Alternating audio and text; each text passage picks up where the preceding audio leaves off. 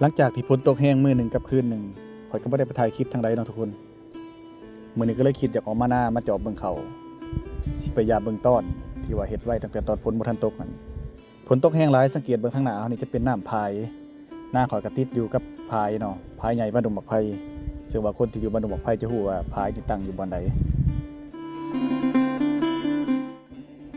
สำหรับคนที่อยู่บ้านเฮาเนาะ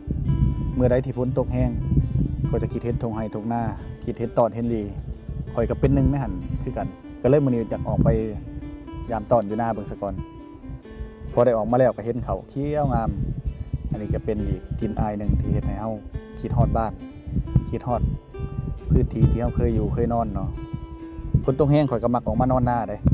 มาเผาป่ามายามตอนนี่แหละแต่มื้อนี้ก็เป็นเทื่อทมิตของปีนี้แน่มาเบิ่งว่าสิได้น้อยได้หลายสำหรับปลากะพอมาฮอดก็เบิ่งน้ำเขาต้อนก็หลายสมควรอยู่ทุกคนเนาะแต่ว่าส่วนปลาน่ะจังหน่อยจังสิไปยามเบิ่งนํกันว่าสิได้หรือบ่ได้หลายบอนหลายทีก็คือสิกำลังยามต้อนยามดีคือกันกับข่อยก็คิดว่าและบางบอนฝนตกแห้งช่วงนี้ก็เฮ็ดให้เกิดน้ำท่วมมันนี่ก็ฝากถึงทุกคนให้ระมัดระวังนํกันเนาะผู้ใดที่อยู่พื้นที่ต่ำเนี่ยปลานี่ก็หลายอยู่ได้ทุกคนเนี่ยแต่ว่าส่วนหลายจะเป็นปลาน้อยเนาะเป็นปลาคอปลาซิวปลาเข็งแต่เก่าปีผ่านๆมาเนี่ยในช่วงเดือน9เดือน10เนาะจะมีปลาใหญ่ให้เฮาได้กินว่าซั่นซะเนาะนี่ได้หลายอยู่เฮาสิใส่กระสอบซะก่อนบัดนี้จากนั้นก็สิกลับเมื่อเถียงเมื่อเลือกเมื่อแยกไว้ค้างไว้ตัวใดบ่ทันตายกันเนาะอันนี้แหละความอุดมสมบูรณ์ของบ้านเฮา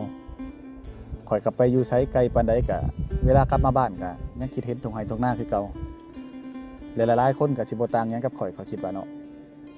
ถิ่นฐานบ้านเกิดบ่อนเคยอยู่อู่เคยนอนต่อให้เฮาไปไกลซำใดก็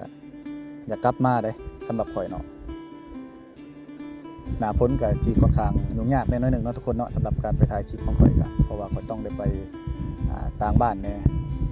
ก็เลยมาถ่ายคลิปทงไห้ทงหน้าให้ทุกคนได้เบิ่งคือจังซี่แหละคลิปนี้ก็บ่มีหยังหลายทุกคนพบกันใหม่คลิปหน้า